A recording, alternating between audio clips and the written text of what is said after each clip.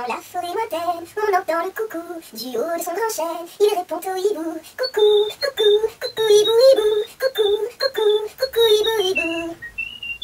Coucou les loulous, bienvenue à Chaque soir une histoire. Aujourd'hui, je vais vous raconter les coucous sans souci. Clément et Constance Roux-Coucou sont des coucous très heureux. Ils chantent à pleine voix, ils volent très haut dans le ciel, ils s'aiment beaucoup. Ils ne travaillent pas, ils n'ont aucun souci, ils n'ont même pas de nid et ils n'en veulent pas. Surtout Constance Roux-Coucou.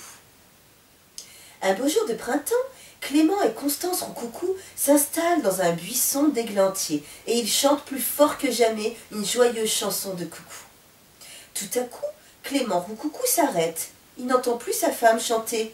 Il l'entend seulement soupirer. Oh, oh. Clément est tout de suite inquiet et il demande gentiment. Mais qu'y a-t-il, ma chérie? Comme tu as l'air bizarre, il t'arrive quelque chose de grave?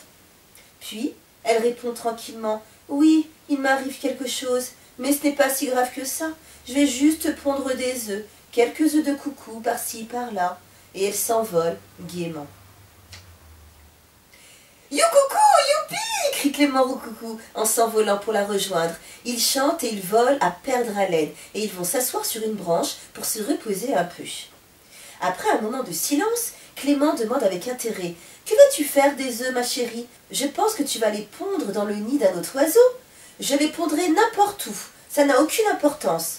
Clément dit très sérieusement. Ah non, il vaut mieux choisir un joli nid. Les dames coucou le font aussi. Ah ça, non et non. Ah que si, répète Clément Roux-Coucou. Constance Roux-Coucou n'insiste pas. Bon, très bien. Mais je ne vais pas m'ennuyer avec ça. Puisque cela t'intéresse, cherche, trouve et débrouille-toi. Alors, Clément Roux-Coucou se met tout seul à la recherche d'un nid. Et sa femme continue à chanter, sans s'occuper de rien, pendant toute une semaine. Un soir, elle s'impatiente un peu.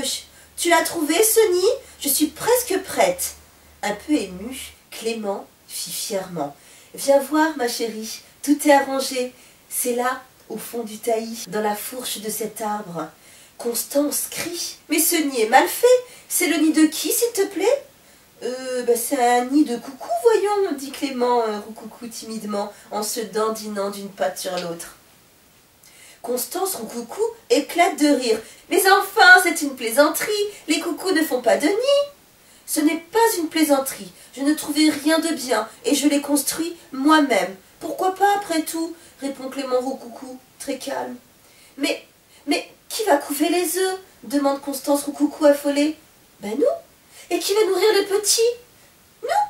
Et qui va les protéger contre les bêtes sauvages?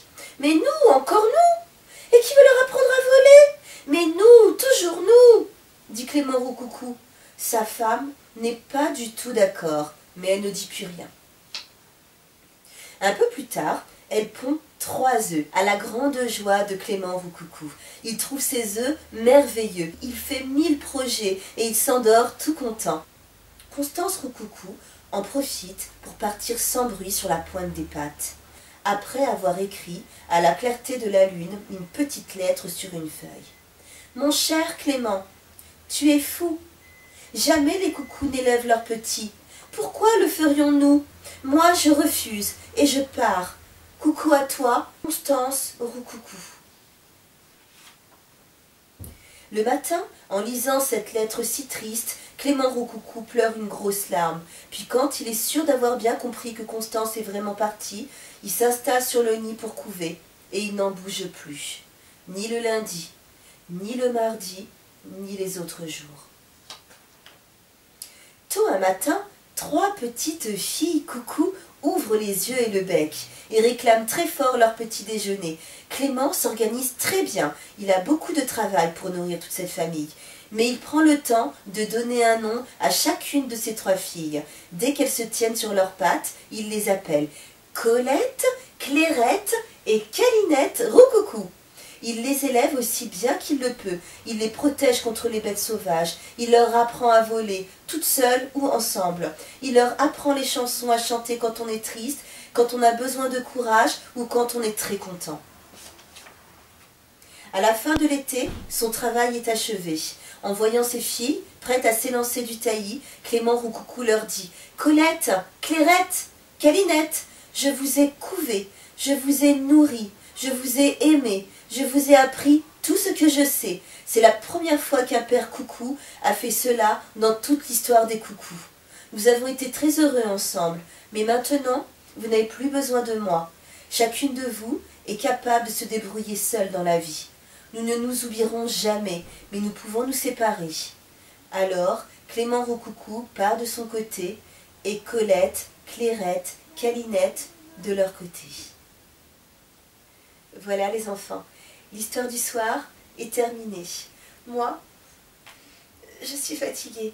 À demain les loulous, faites de beaux rêves.